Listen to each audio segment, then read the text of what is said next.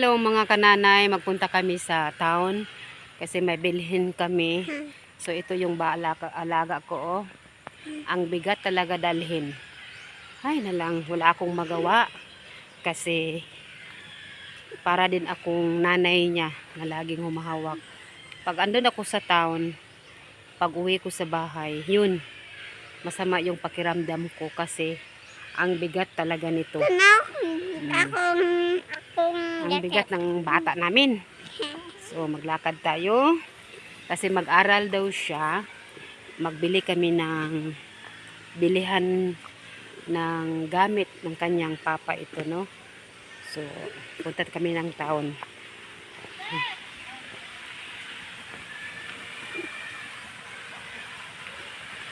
Ay na lang.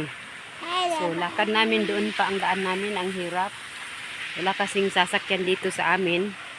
Kaya eto, lakad pa more, guys. Ay, ang hirap talaga.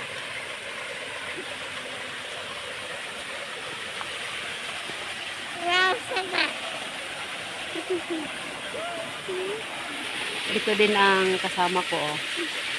Kasama kong magkarga nito. Hindi pwede ako lang kasi ang bigat. Bigat ng bata namin. Uy, na lang. Teka lang.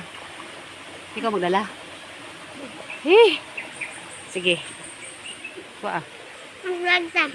Vlog. Ay. Doon pa ang daan namin. Palabas. Ang hirap talaga. Thank you. So, i-turn over natin dito sa kabila. Kasi wala na akong power.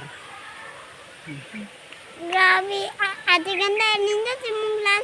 Simong antibara. Sige. Uy. Turn over. Uy, ang ulo. Ayusin mo yung ulo mo. So, ay, ang ulo. Yan ang lagi kong kasama kahit saan kami magpunta. Punta kami ng doktor. Kung magpa-check up kami, yan ang kasama ko, no, yung kapatid ko.